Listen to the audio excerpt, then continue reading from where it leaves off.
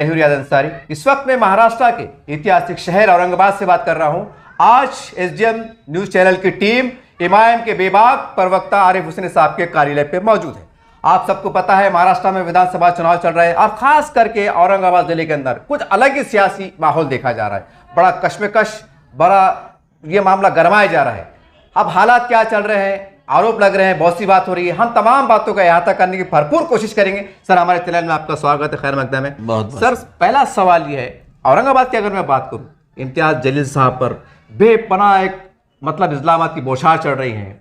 BJP के agent कहा जा रहा है, मांडोली प्लेयर कहा जा रहा है, पैसे लेने देने की बात हो रही है। और ये मैं नहीं कह रहा हूं साहब, ये तो चल रहा है, ऑन कैमरा चल रहा है। क्या कहेंगे इसके पर आप? अच्छों को बुरा साबित करना दुनिया की पुरानी आदत। क्या बात है। कौन है वो लोग इल्ज़ाम लगाने वाले? बहुत दूध के धुले हुए हैं क्या?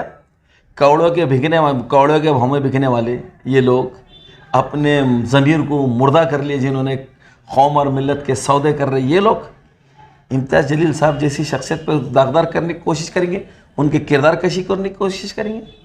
बताइए मेरे को, ऐसा कौन सा मसाइल और ऐसे कौन से इश्यूज़ थे उम्मत मुस्लिमा के जिसको इम्तियाज़ जलील साहब ने पूरी ईमानदारी से असेंबली के अंदर और पार्लियामेंट में नहीं उठाया? बेगर्ज हर इशू को उठाया।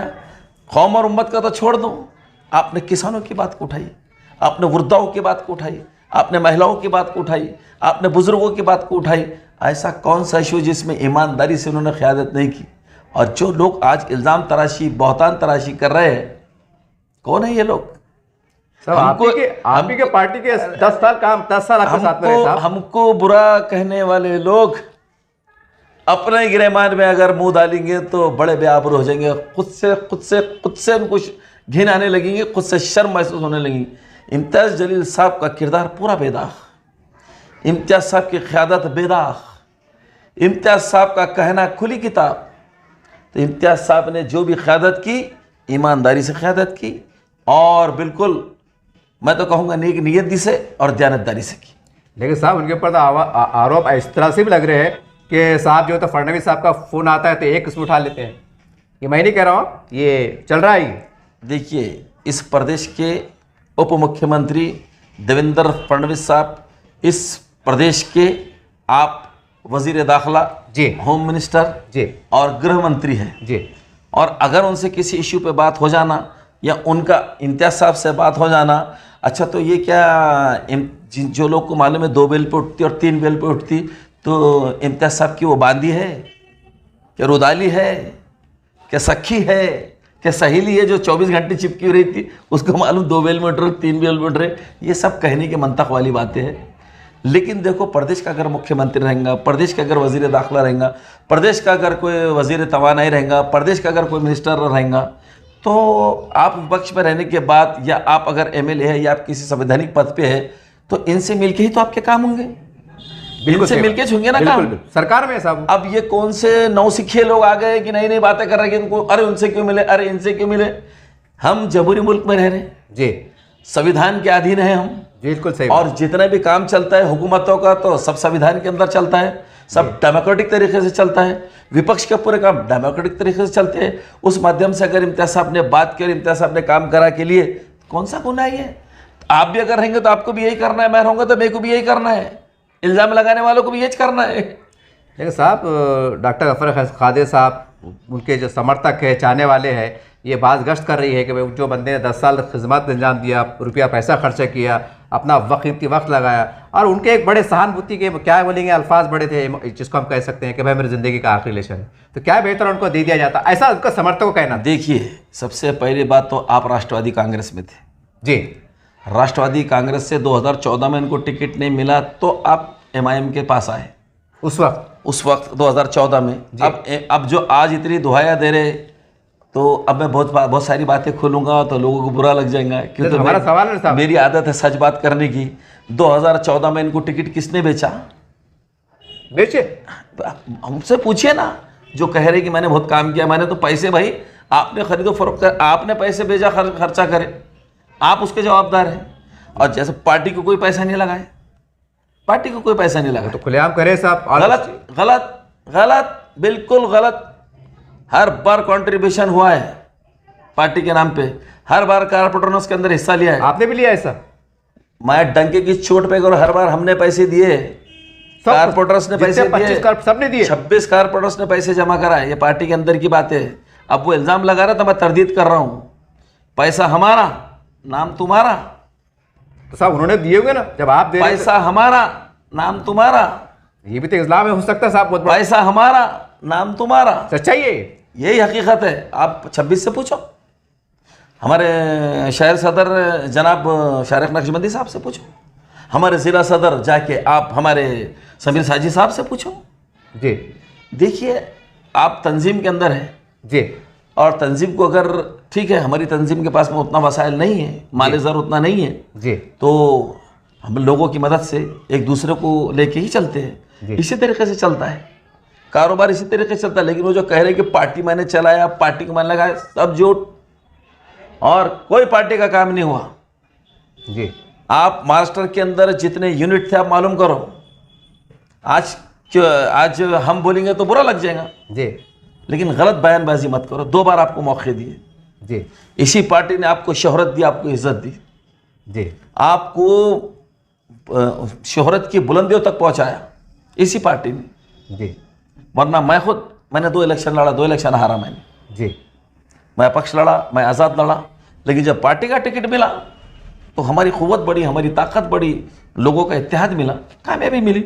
तो देखिए जब तक पार्टी में थे तो हम दूध के धुले हुए थे, और पार्टी से हटने के साथ ही पार्टी कैसी बुरी हो गई, लोग कैसे बुरे हो गए। जी, अभी जो इतने इल्ज़ाम लगा रहे हो इम्तियाज़ जलील साहब पे, जी, जी, पार्टी के लोगों पे, 3-4 महीने पहले इम्तियाज़ जलील साहब के ऑफिस के ऊपर मीटिंग हुई, जी, बड़े बगलगीर हो रहे थे आप। हम तो अंदर से दोनों एक हैं, हम तो ऊपर से दिखाते, हम तो राजकारण करते, इनके अल्फाज है, पूछो इनसे अगर मैं गलत कह रहा हूँ। ये बात हुई थी। अरे भाई पूरे लोग मौजूद थे वहाँ, मैं गलत बात क्यों करूँ।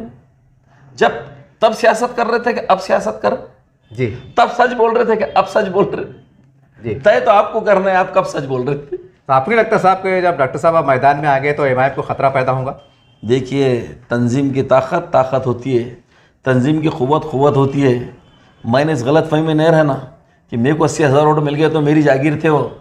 ये हमारे बहन कुल हिंद मजलिस इत्तेहादुल मुस्लिमीन के सदर जी, जनाब बैशर असद अवीज़ साहब के काविशों के वोट है, हबीब मिल्लत जनाब अकबर अवीसी साहब की मेहनत की वोट है, और हमारे फ़ख्र महाराष्ट्र इम्तियाज़ जलील साहब ने जो क़यादत की वो उसके वोट है, यानी कि तंजीम के वोट है।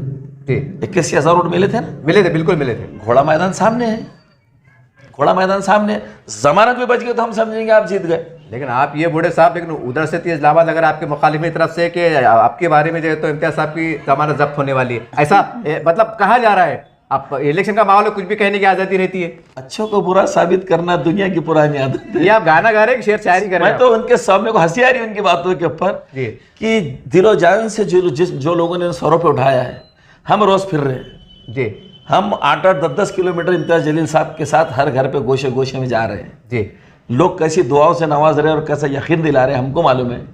और हमको तो ऐसा स्क्रीन पर क्लियर दिख रहा है जमानत किसकी जब्त हो रही, 150 वोटों में कौन खेल रहा, जी, और कौन किसको वोट नवाजने वाले लोग। इम्तियाज़ जलील साहब की जब रैली निकली तो लोग देखो आप आके, जी, जब उनके जलसे हो तो आप लोगों से देखो आके। जी, आप तो दावतें दे के बुला रहे तो कोई आ रहा नहीं, पैसों के लालच दे रहे तो कोई आ रहा नहीं, फुकट कोई पूछने को तैयार नहीं है। ये सारा खेल दिल से होता है। क्यों, क्या वजह है कि लोग इम्तियाज़ जलील साहब को मान रहे, जी, क्या वजह है कि इधर नासिर सिद्दीकी साहब को लोग चाह रहे और मान रहे।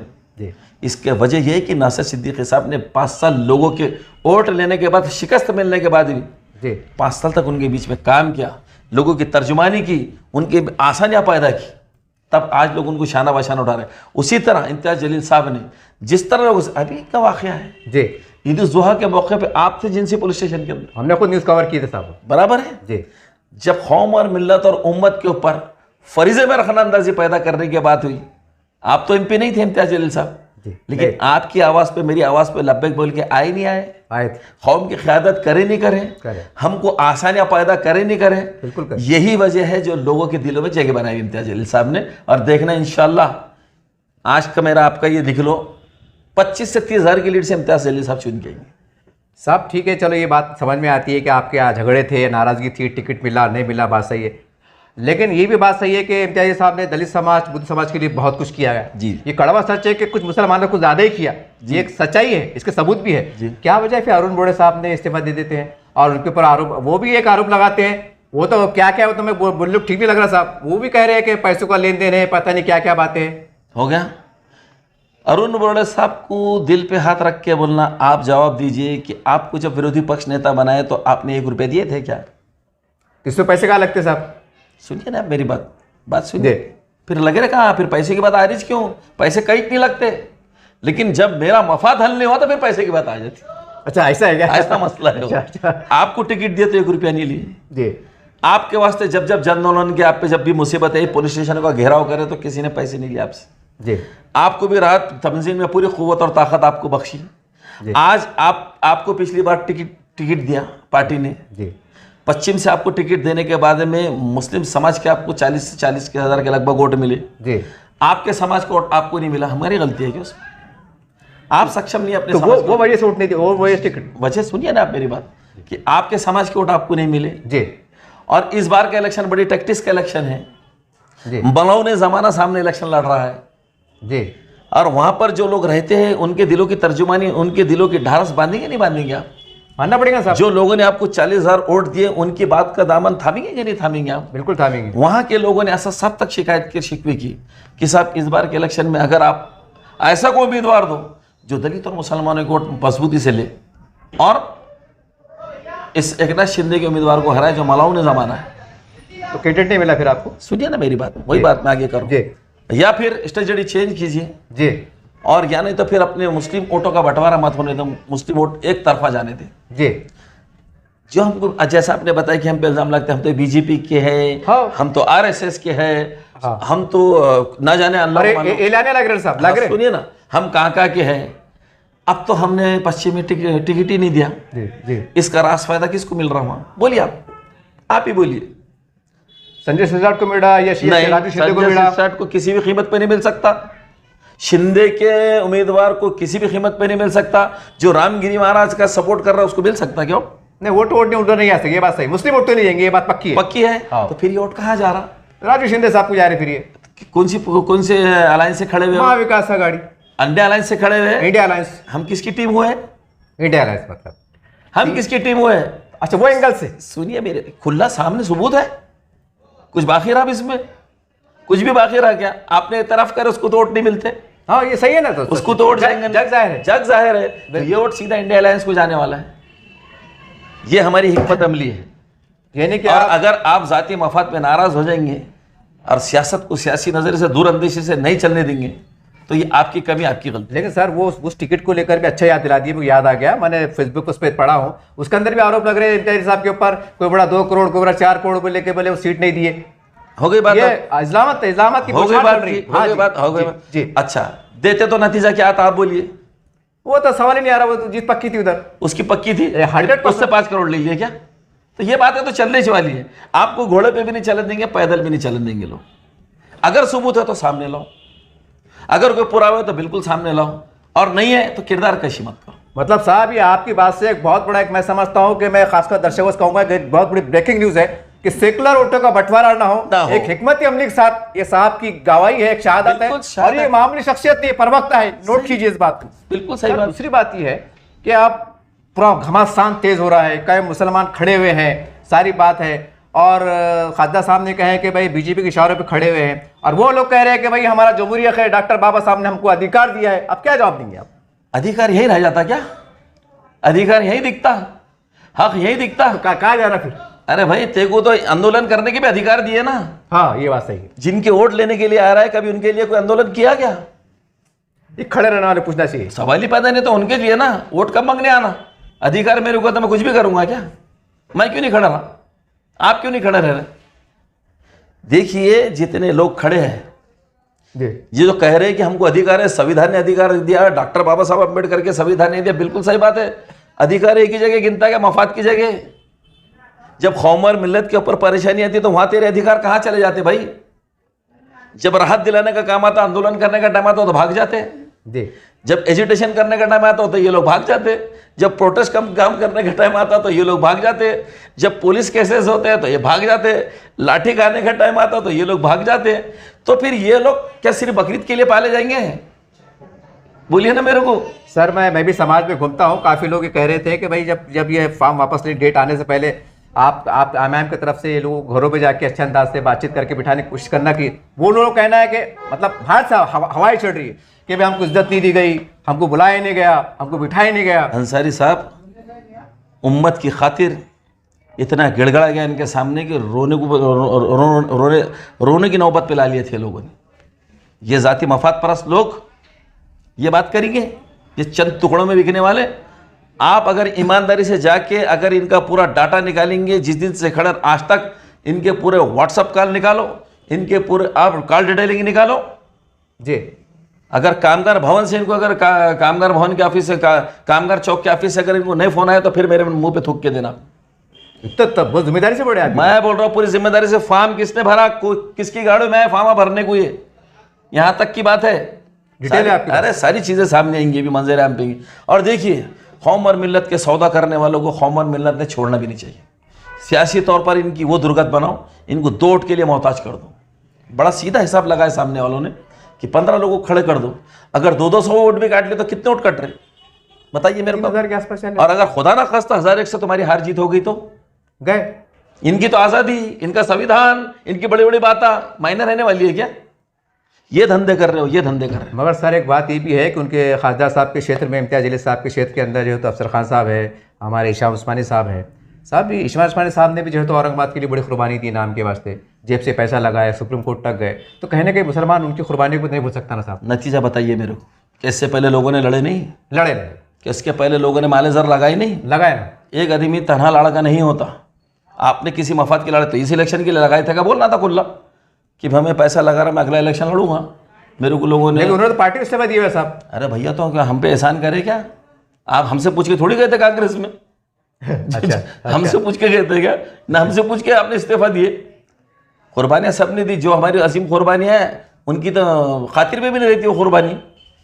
जो हमने एजिटेशन चलाए, जो हमने प्रोटेस्ट चलाए, जो हमने आंदोलन छेड़े और जो मुसलसल जारी रहा और हर तरीके से लड़ा हमने।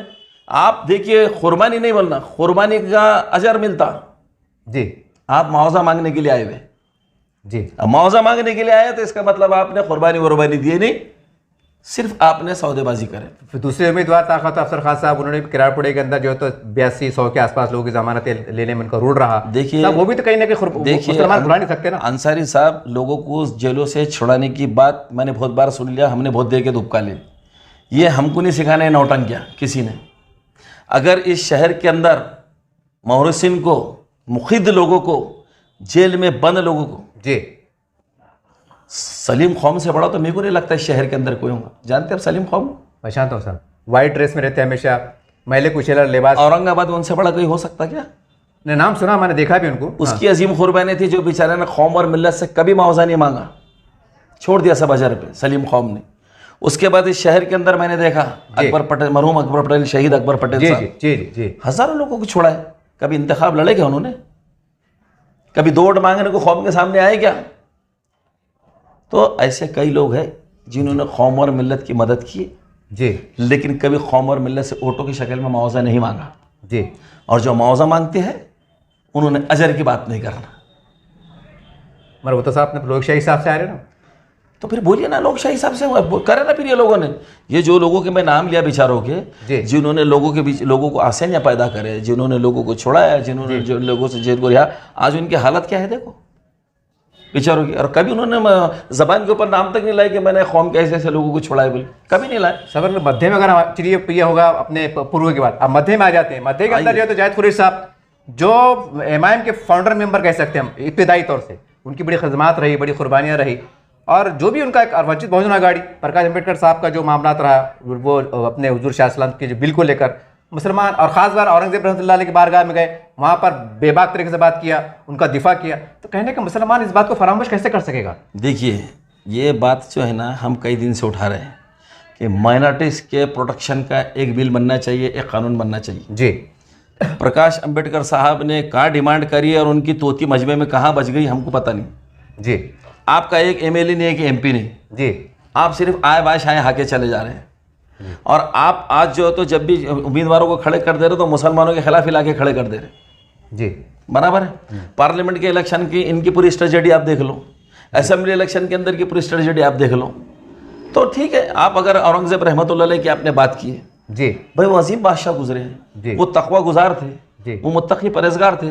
किसको इस बात से बाहर है, किसको इस बात से बाहर है? जी। और ज़रूरी नहीं है कि हम कैमरे लेके नहीं जाते। जी आपको क्यों जरूरत पड़ी कैमरे लेके जा रहे हैं आप औरंगजेब रहमतुल्लाह अलैह के मज़ार के ऊपर, फिर वहाँ से निकल के बयानबाजियाँ कर रहे हैं? जी अगर दिल से चाहते तो कीजिए। जी। और हमारे पास तो सालेहीन और जितने भी बुजुर्गान दीन है, ये सबका बड़ा ऊंचा मर्तबा है, किसको इनकार है इस चीज़ से?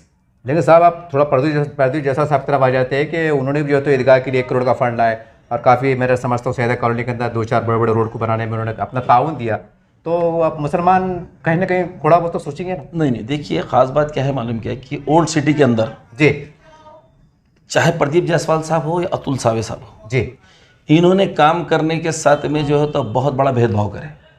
वो तो काम करे बड़े ना, 1 करोड़ ईदगाह फंड लाए बड़े साहब। तो जाइए फिर आप चौश कॉलोनी के अंदर का काम किसने करा देखिए, जाके देखिए आप सईदा कॉलोनी के अंदर काम किसने किया देखिए, जहांगीर कॉलोनी के अंदर काम किसने किया देखिए, रसूल में काम। ये मैं प्रदीप जायसवाल साहब के क्षेत्र की बात कर रहा हूँ। जी। क्या वजह है कि फिर बारूदगर नाले के आसपास काम नहीं हुआ? क्या बात है कि बुढ़ीलैंड के तरफ के वार्डों में काम नहीं हुआ?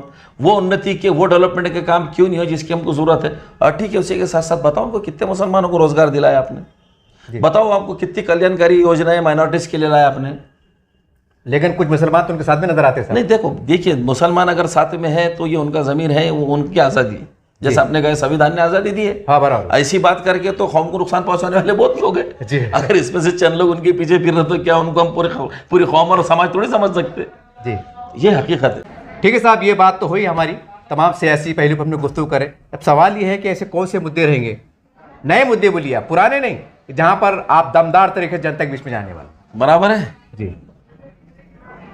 मुख्यमंत्री कौन थे प्रदेश के? लोगों ने किसको चुना था? मुख्यमंत्री साहब उद्धव ठाकरे। उद्धव ठाकरे पहले, हाँ जी जी। कौन उनको तोड़ के भाग के आया? सबको पता है। बीजेपी ने एकनाथ शिंदे को तोड़ के लाए ना। जी। किस मकसद के लिए लेके आए? अब कई मकसद है साहब उसके अंदर। नहीं, प्रदेश की बहुत उन्नति होंगी, हाँ। हिंदुत्व मजबूत होगा, ये बातें थी ना। बिल्कुल थी। प्रगतिशील महाराष्ट्र होगा, बिल्कुल। घंटा करे घंटा, पूरा भ्रष्टाचार करे।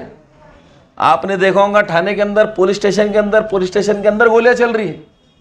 हुआ ये वाकया मुंबई में हुआ। जी जी।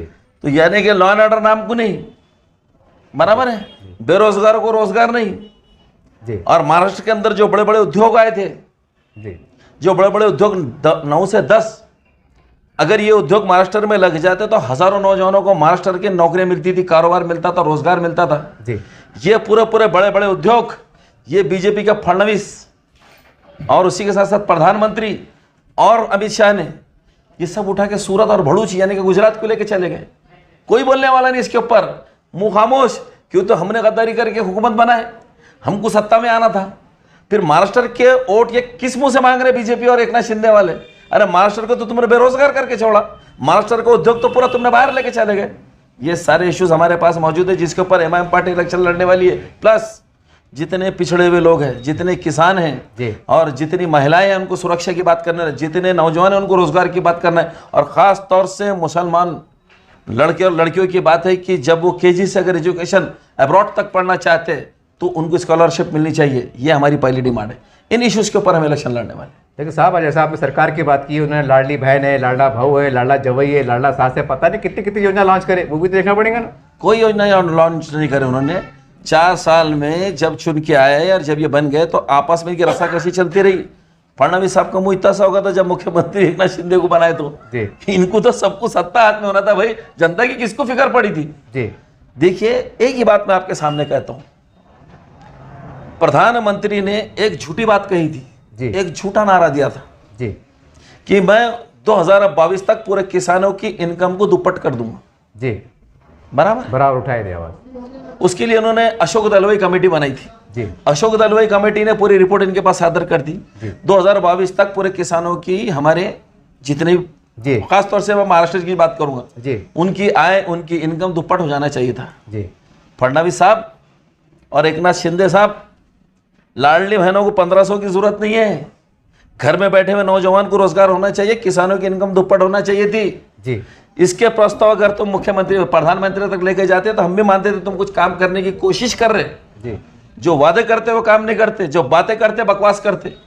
इन मुद्दों के ऊपर इलेक्शन होने वाला है साहब। लेकिन कल ही मैं शहर में घूम रहा था, लोगों ने कहा कि खासदार साहब ने बड़ी बोले शान के साथ जो तो घर की योजना का मुद्दा उठाए थे, पार्लियामेंट उठाए थे, पास तो कोई उस पर आवाज उठाने को तैयार नहीं। देखिए वो योजना पिछले उस वक्त के 2000 कौन सा वक्त है मेरे को ध्यान में नहीं, 22 या 23 की बात है जी। जी। ये योजना लैप्स हो रही थी जी। यानी कि खत्म हो रही थी जी।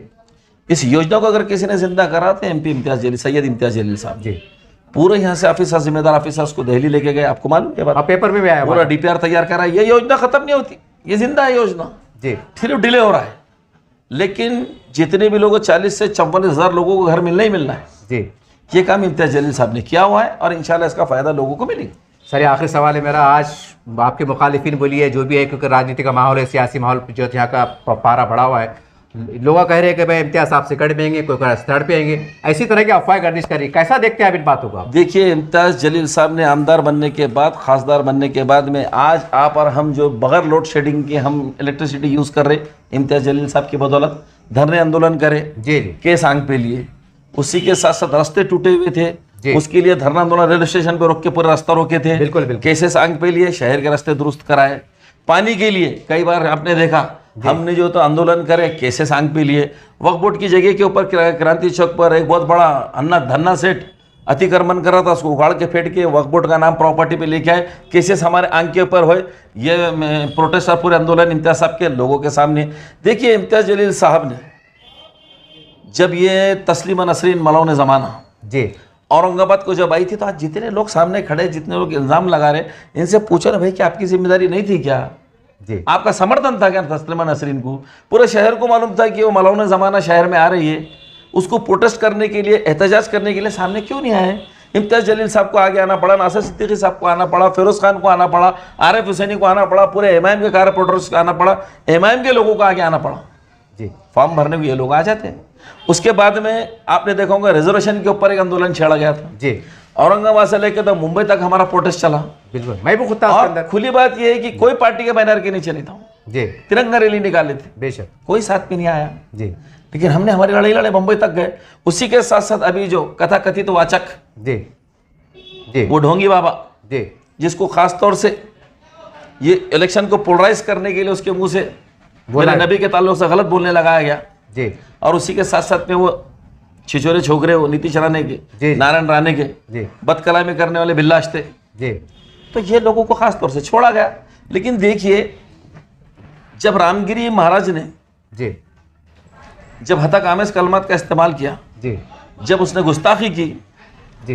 1 महीने तक हम लोग सिर्फ इस इंतजार में बैठे रहे कि कभी तो कांग्रेस के कोई लीडर सामने आएंगे, कभी तो राष्ट्रवादी के लीडर सामने आएंगे, क्योंकि तो हमने पार्लियामेंट में उनको वोट दिया ना भाई। जी। शिवसेना के आएंगे, मजम्मत करेंगे, कुछ तो कानूनी तरीके से 52-56 एफआईआर हुई हुई, कोई तो आगे आके कहेंगे कि इसको गिरफ्तार करो, बल्कि कोई नहीं आया, कोई नहीं आया सामने। जी।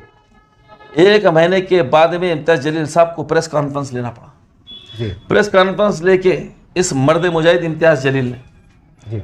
5 दिन का टाइम महाराष्ट्र हुकूमत को दिया कि 5 दिन के अंदर कथावाचक गुस्ताख रसूल को गिरफ्तार करो। उसी के साथ साथ राणे का छोकरा नितेश राणे क्या नाम है उसका, उसको गिरफ्तार करो, और अगर नहीं करेंगे तो मैं, जमहूरियत ने मेरे को आज़ादी दी है और ये जमहूरियत का तकाज़ा है कि मैं एहतजाज करूँ, क्योंकि तो मेरे नबी के ताल्लुक से गलत कहा गया है। जी। मैं औरंगाबाद से लेकर तो मुंबई तक एहतजाज करता हुआ चलाऊंगा। जी। फिर लॉ एंड ऑर्डर का क्या होता है और कहाँ टूटता है और कहाँ बनता है, जी। इसकी परवाह करे बगैर मैं हज़ारों लोगों को सड़कों पे उतार दूंगा, लाखों लोगों को सड़कों पे उतार दूंगा। सबको मजाक लगा। जी। इम्तियाज जलील साहब ने जो कहा वो करके दिखाया। जी। क्या एहतजाज करने का हक हमारा नहीं है? एहतजाज होना चाहिए था कि नहीं होना चाहिए था? होना चाहिए था, हुआ। जितने लोग आज खड़े हुए हैं, जी। पूछो इनसे। इम्तियाज जलील साहब ने लेटर राइटिंग में लिख के दिया था सारे एनजीओस को, सारी पार्टियों को, पॉलिटिकल नॉन पॉलिटिकल पार्टियों को, कि हम तिरंगा रैली निकाले हैं एहतजाज के तौर पर, आओ इसमें शामिल हो जाओ। एक नहीं आया, एक। आज फॉर्म भरने को धड़ल्ले से चले आ रहे, धड़ल्ले से चले आ रहे।